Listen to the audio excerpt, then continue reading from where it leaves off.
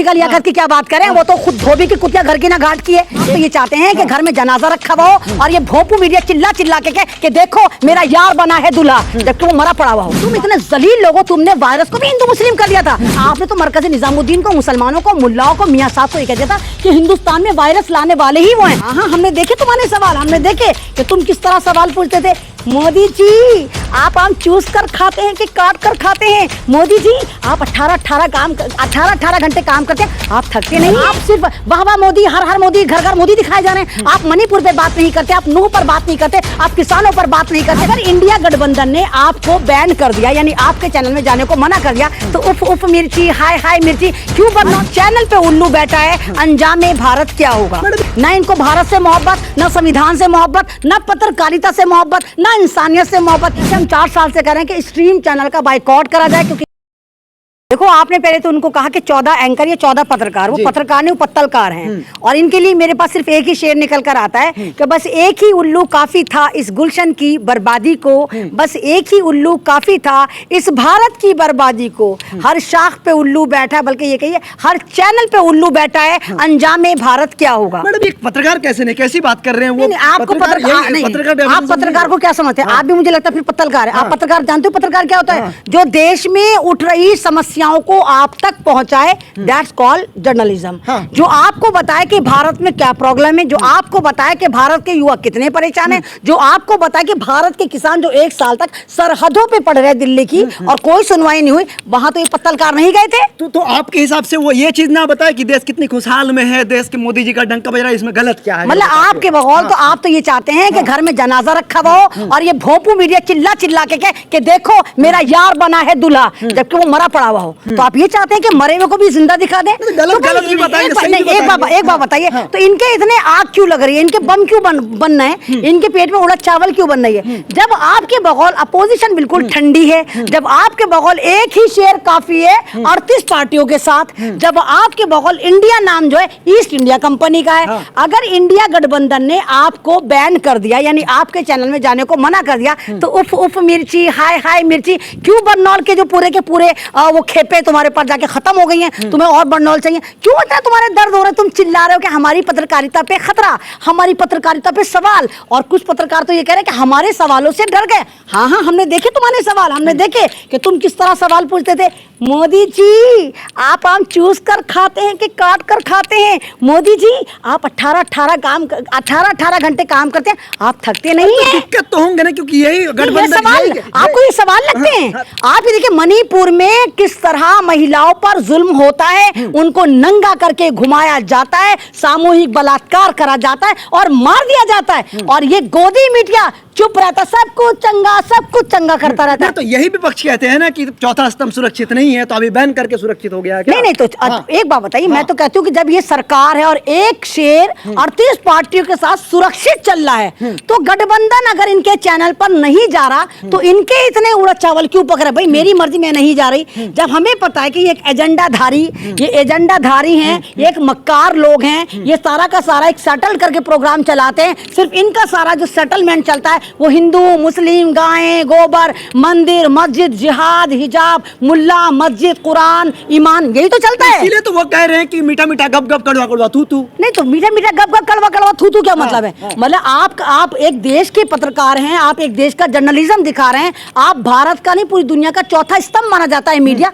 और हाँ, अभी आपने देखा 4 दिन पहले क्या हुआ कश्मीर में? 4 दिन पहले मेरे कश्मीर के 4 बड़े रेपुटेटेड जो पुलिस ऑफिसर होते हैं वो शहीद हो जाते हैं, और मोदी जी अपना भव्य समारोह उसी वक्त दिल्ली में कर रहे होते, अपनी पीठ थपथपा रहे होते कि वाह G20 कितना कामयाब रहा, सफल हो गया, तो कामयाबी का जश्न मनाइए। मतलब कामयाबी का जश्न मनाइए, यानी मेरे घर में जनाजे पड़े, मेरे घर में उन लोगों के जनाजे पड़े जिन्होंने मेरे घर को बचाया, जिन्होंने मेरे मुल्क को बचाया, और आप रंगरलियां मना रहे हैं। कैसी बातें करते हो? मुझे लगता है तुम लोग भी पत्तलकार हो, तुम नहीं हो पत्रकार। हम उनकी बात तो बोलेंगे ना, कम से कम बैन करना सही है लोकतांत्रिक देश में। ये नहीं तो लोग, मेरी मर्जी, मैं जिस घर में जा रही गई हूँ, मुझे इज्जत नहीं मिली, मेरे पड़ोसी मुझे लात मार के भगा देता है। मैं पड़ोस में जाती हूँ, वो मुझे पानी को नहीं पूछता, तो आपको क्या लगता है मैं बाद में पड़ोस में जाऊंगी? जिस चैनल पर किसी भी मुद्दे की बात हो ही ना, जिस चैनल पर अपोजिशन की सुनी ना जाए, जिस चैनल पर अपोजिशन की आवाज को बंद कर दिया जाए, और ये तमाम के तमाम पत्तलकार, ये तमाम ये नाचने वाली बाइयां और बाई जो हैं,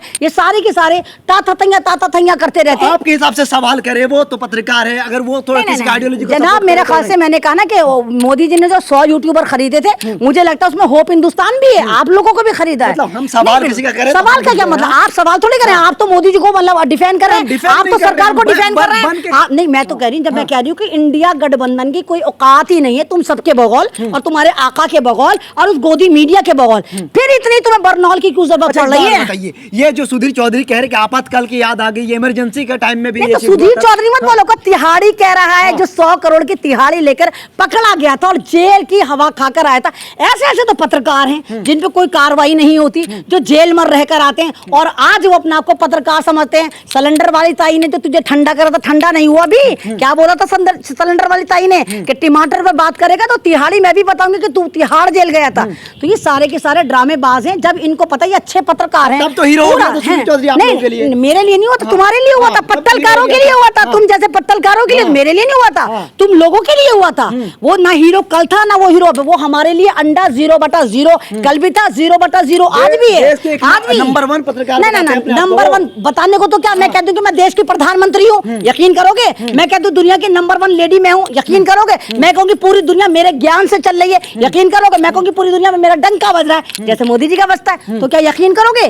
तो कहने से कुछ नहीं होता भाई, प्रैक्टिकली बात करा करो कि हकीकत क्या है। वही पत्रकार कह रहे कोरोना काल में हमने आवाज उठाई थी। क्या आवाज उठाई थी? क्या आवाज उठाई थी? आपने क्या दिखाया था? वो चल के मर रहे थे। आपने तो इतने जलील, इतने जाहिल, इतने खतरनाक तुम पत्रकार हो, पत्तलकार हो। पत्रकार कहते हो, तुम्हें शर्म आती? पत्रकारिता का तुम्हें पी नहीं आता? तुम इतने जलील लोग हो, तुमने वायरस को भी हिंदू मुस्लिम कर दिया था। तुम जब डेटे दे रहे थे, कह रहे थे कि कोरोना वायरस से मरने वाले इतने लोग और मरकज़े निजामुद्दीन के इतने लोग हैं। मतलब आपने तो मरकज़े निजामुद्दीन को, मुसलमानों को, मुल्लाओं को, मियां साहब को ये कह दिया था कि हिंदुस्तान में वायरस लाने वाले ही वो हैं। तुम कह रहे हो कि तुम कोरोना वायरस में सही काम कर रहे थे। तो क्या लगता है कि इससे कुछ फर्क पड़ेगा? देखिए, फर्क पड़ा है। उफ मिर्ची, हाय मिर्ची, तभी तो बिलबिलाए पड़े हैं। अब तो एक और झटका इनको लगने वाला, जैसे तुम जैसे पत्तलकारों को भी नहीं पता।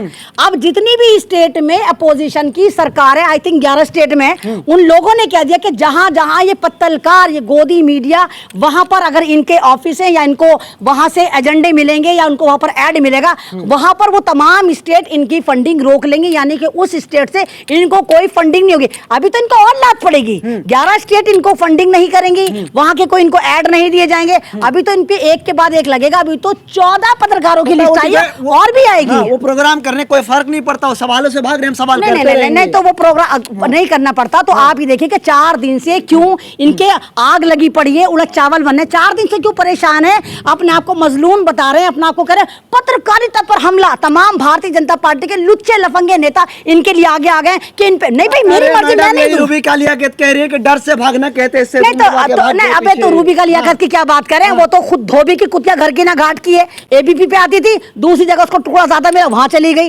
तो ये तो वो लोग हैं जिनको खुद नहीं पता, ये तो पैसे के लिए काम करते हैं। ये वो पत्तलकार हैं जिनके पत्तलों में, जिनके जेबों में सरकार पैसा भरती है। ना इनको भारत से मोहब्बत, ना संविधान से मोहब्बत, ना पत्रकारिता से मोहब्बत, ना इंसानियत से मोहब्बत। ये वो लोग हैं जिन्होंने सन 2014 के बाद भारत का बेड़ा गर्क कर दिया। नाराजगी क्यों, इतनी नाराजगी? तो आपको नहीं लगता? आपको नहीं, 14 एंकर से नाराजगी नहीं है, तमाम चैनल से नाराजगी। और मैं इंडिया गठबंधन से कहती हूँ कि सिर्फ 14 का नाम क्यों दिया, तमाम मीडिया का नाम दो, जितने भी ये लोग हैं। और इस तमाम गुजारिश करो कि जैसे हम 4 साल से कह रहे हैं कि स्ट्रीम चैनल का बाइकआउट करा जाए, क्योंकि स्ट्रीम चैनल नहीं, ये गोदी पत्रकार हैं, ये पत्तलकार पत्रकार हैं, जो गोदी मोदी की गोद में, सरकार की गोद में बैठकर, एक तरह से कहिए अंबानी अदानी की गोद में बैठकर सिर्फ हिंदू मुस्लिम गाय गोबर करते हैं और भारत के असली मुद्दों से भागते नजर आते हैं। जी, बहुत शुक्रिया बातचीत करने के लिए।